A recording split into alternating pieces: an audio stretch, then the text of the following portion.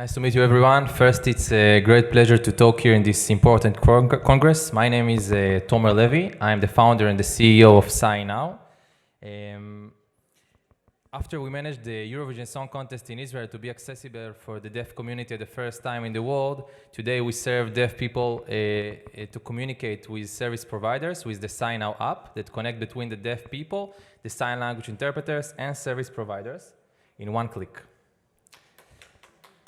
So first, I want to be honest. I'm hearing, I'm not a deaf. I started as a musician, probably not so good, so I went to the deaf community, but this is the truth. Everything started like this.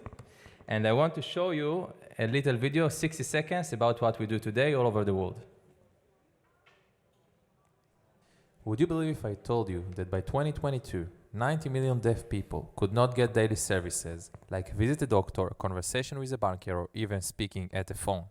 For that, we established the SciNow app. With the SciNow app, every deaf person can easily upload a professional human sign language interpreter to connect between him and the service provider. At the last 2 years of major pilots, we managed accessibility for the worldwide deaf community with more than 50,000 successful calls in hospitals, banks, welfare, education, urgent services, and even in emergency, like the humanitarian aid to the Ukrainian deaf people who had to escape because of the war. We made calls in every continent of the world, and we are proud. We do not care where you come from. We do not care about politics. We just want to help 90 million deaf people around the world. We are writing history right now. SciNow. Thank you very much. So I'll try to be short. Our vision is to become the next revolution company for the deaf community all over the world and supply accessibility on demand, anywhere and anytime, 24/7 for any deaf person. Today, we have 90 million deaf people all over the world that start their life at a lower point, and we need to do and to act right now. One thing very important about the needs, the deaf people, most of the time they have a low digital orientation, so we made a very easy user experience, one click, and then they can see the interpreter and to contact with any service provider. At the end, we connect between three parts. The deaf is the consumer. It doesn't pay for the service because we want to be pro for the deaf. The interpreter will supply the service, and also we work with businesses and governments that pay for the service so they can be accessible and to stand by the law and to work by social responsibility, and also to bring other customers, the deaf people. Like I said, this is our business model, so the deaf wouldn't pay for the service. We do it in Israel and around the world. And I want to share how I started. So before I was a social entrepreneur, I was a company commander in search and rescue team in Israel. And one thing that was important to me, before the discipline and the professionality, I understood that the important thing is the people. If you take care to the people, they will take care to the mission. So this is what we did.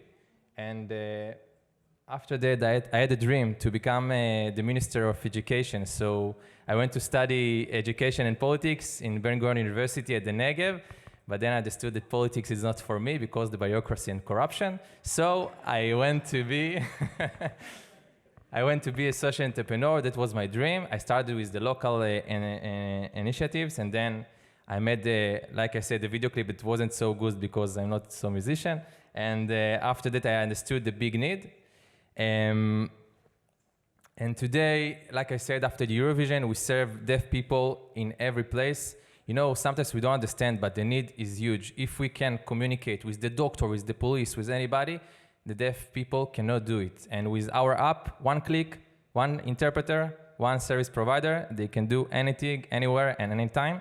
In the right picture, you can see two deaf people from Ukraine. Meanwhile, the war between Russia to Ukraine, we helped to more than 25 deaf people to escape from the war. Try to imagine how is it to be a citizen in the war, so try to think how is it to be a deaf citizen in a war. It's much complicated, and we do it also in Ichilov, the first accessible hospital in Israel today, and we do it also with police and other places. And I have 20 seconds. I have to say that we have partners all over the world. We talk with Edmond de Rothschild Foundation, with the JDC, with Google, with everybody until we get our mission done. And we believe that we are the next social revolution because the need is huge, and we have not less that emergency. That's what I think. 90 million deaf people that cannot communicate with the environment. And we have a very ambitious measurement. Inside 2023, we believe, and we will do it, we want to bring inside the Signow app more than 70 million deaf people that can communicate with any service provider. And for that, we believe, and this is our dream, to manage this World Cup in Qatar to be accessible at the first time in the world. I can tell you that we talk today with Qatar, with FIFA, with all the relevant people, and if I'm going to be a rude entrepreneur, I need your help. So if you know somebody, the right person in broadcasting corporations, in FIFA, in Qatar, we want your help to make this dream happen, because after we are going to do it, we believe that we are going to manage this dream sorry, I'm nervous, will happen. And that's it. We are going to sign the lands, we are going to cross the seas, we are going to do anything until we get this mission done. Accessibility on demand for 90 million deaf people, anywhere and anytime. Thank you very much.